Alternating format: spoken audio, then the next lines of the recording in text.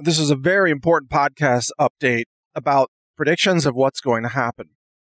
And I'm recording this right after the confirmation of Brett Kavanaugh, or at least the agreement that he's going to be confirmed. It's now essentially a done deal. And immediately after that took place, of course, the radical leftists erupted into almost mob violence all across the United States Capitol building. It shows that they have no tolerance for any kind of a legislative process or judicial process that they don't control. It underscores what I've been saying for a long time, that leftists are not qualified to participate in civil society. They scream and they engage in mob violence and mob rule attempts, and they shout at people and they mob people in public and they threaten violence and they send, poison in the mail to the offices of U.S. senators. And this is the way the left operates. They are descending into basically a party of terrorism. The Democrat Party is becoming the party of mob rule and incivility and terrorism and violence. Now, as I predicted before, there are two trigger events that will really set off the left. This confirmation of Brett Kavanaugh is the first of two. So the first of two is now complete. And we're already starting to see the madness of the left. The second trigger event is the midterm elections. The midterm elections, if Republicans hold the House and keep the Senate, and it looks very likely they'll not only keep the Senate, but gain seats in the Senate, then this will be the second trigger event that will unleash basically Civil War style chaos among leftists, and they will unleash terror cells to run around and try to wage mass executions and assassinations of certain people. Conservatives, I've talked about this before, they will try to murder conservative senators. They will try to murder Supreme Court justices who are conservative. They'll try to murder Brett Kavanaugh. I have no illusions about that. They're going to try to kill people because this is what they're coming to. And we've seen the signs. We've seen them mailing white powder to Ted Cruz's office in Houston. We've seen the doxing by a Democrat staffer in Congress, and he was arrested, by the way. I think his last name is Cosco, and he's been charged with 8 felony crimes. And he doxed these conservative senators in order to share their personal information with kill teams, left-wing kill teams that I've been told are going to be ordered or unleashed or activated, you might say that's a better term, to go kill certain intended targets. And the doxing is part of that kill team operation. So somebody in Congress, a staffer, doxes people, and then the kill teams take action and they go raid those homes at 3 a.m, and then they kill the families and they kill the senators and they kill everybody. This is what the left is coming to. So we have now passed the first trigger point, which again was the Kavanaugh confirmation. Get ready. Hold on your hat, folks. Now, my prediction is that the second trigger point, right now, it's about a 50-50 chance that conservatives hold that seat. So that's not nearly as sure of a thing as Kavanaugh getting confirmed, which I had put at about an 80% chance in my most recent podcast. But the conservatives holding the House is a 50-50 shot right now. And you may wonder, well, why do I think that's 50-50? What's my reasoning behind that? Well, and also just remind you, I accurately predicted the victory of President Trump before the 2016 election took place. And, I'm on the record accurately predicting many, many other things, including the crash of crypto coins. They're down 70 to 75% this year after my prediction and warning last year. So I have a very good track record. Not perfect, but overall very good about predicting these things. So my thinking on this is that, number one, the Democrats are energized to go out and vote in ways that they weren't in 2016. Because the media was lying to the Democrat voters and saying, you got this in the bag. You don't even really need to vote. Hillary's going to win this. What did they say? 98% chance, right? That was the New York Times, I think, their prediction. So a lot of Democrats just stayed home. And then they lost the election. Well, that's not going to happen in the midterm. Democrats are going to go out and vote in record numbers. There's no doubt about that. You can count on it. However, at the same time, Republicans have now been incredibly energized by the attacks and smears of Brett Kavanaugh and the tactics used by these left-wing senators like Dianne Feinstein and others, Cory Booker in particular, and the attacks by the media. These have generated so much outrage in the minds of conservatives that now conservatives are really, really riled up to go out and vote and defend conservatism against these lies and smears of the left. In my mind, these two things cancel each other out. So both sides are roughly equally energized, in my view. Now remember that Republicans can lose 20 seats. I think the actual number is 21 or something very close to that. So they could lose 20 seats and still hold the House. Now there's no doubt they're going to lose many seats in California.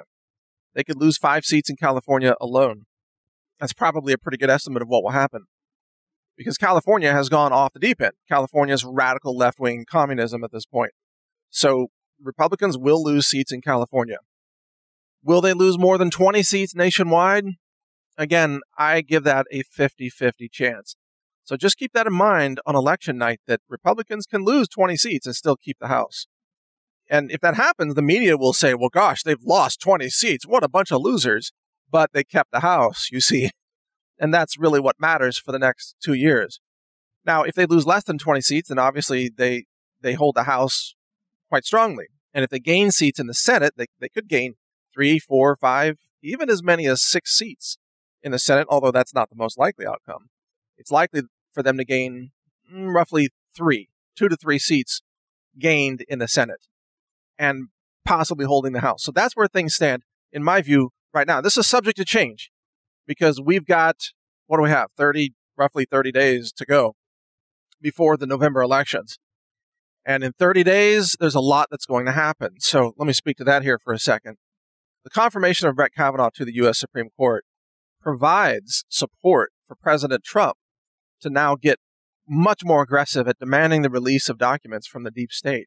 Why does that allow him to do that? Because if anything, if any of his executive actions are questioned and pushed up to the Supreme Court for some kind of an emergency hearing, then he will have that 5-4 majority of conservative Supreme Court justices. Now, it's not clear to me on which day Kavanaugh gets seated at the U.S. Supreme Court. I do know that it is traditional that Supreme Court jurists are not allowed to vote on cases for which they have not heard the oral arguments. So Kavanaugh may be seated on the court and be active on the court and yet not be able to cast his vote on certain cases that have already been heard by the other justices/jurists. I'm sort of using that term interchangeably. So that's something to keep in mind. He could be on the court and he could hear emergency orders even if he can't vote on certain cases that have already had oral arguments delivered. But it's not clear to me what day he's going to be seated. This is key. If he's seated on the court in the next week, then that provides ample time for President Trump to demand the release of deep state documents such as the FBI 302s and the FISA warrant documents showing that Barack Obama and others inside the FBI criminally conspired to spy on Trump campaign officials. If those documents come out before the election and mostly in an unredacted form, then I think it's over for the Democrats for the midterms, because I think the outcry of the incredible cheating and criminal activity of the deep state from the FBI, the DOJ under Obama, and Obama himself, plus his attorney general at the time, Loretta Lynch, the outcry will be so huge that I think at that point, then conservatives might leap up to something like a 75-80% chance of holding the House. But we'll have to see. We'll have to see how that happens. The key right now is to understand that with Kavanaugh confirmed to the court, this provides a very strong strategic advantage to President Trump to demand and redemand the release of unredacted deep state documents, the declassification and release of those documents. So you should expect the Trump effort and even the effort of conservative senators to shift in that direction very quickly. Perhaps by the time you're hearing this, in fact, it usually takes a couple of days for these podcasts to get published. It's going to go to the deep state documents, and then it could very well end up with Republicans holding the House in the midterms. And at that point, boom, the left activates the kill teams, the terror teams, the civil war. Then it basically collapses very quickly, I think, into a lot of violence in the streets and bombing government buildings and things like that, attempted assassinations. So we'll just have to see. Obviously, I pray for America. I pray for peace. I pray for civility, but it's clear that the left will not participate in civil society. It's clear that the mindset of leftists is mob rule, terrorism, violence, and irrationality. And they simply have no place. That philosophy has no place in the future of our society. We need to defeat Democrats at every election and eliminate their political power over us. So when you go out to vote this November, vote straight Republican this year. Straight Republican vote. Do it. Join me in doing it. I'm doing it. We're all doing it. Because we cannot allow Democrats to have any power, or they will abuse it, and they will abuse us, and they will destroy these United States of America. It's very clear. Thanks for listening. Mike Adams here. You can hear my podcast at, let's see, what's the best place. You can go to healthrangerreport.com and hear them there, or you can go to real.video and look for my channel there called Counter Thing. Thanks for listening. Learn more at healthrangerreport.com.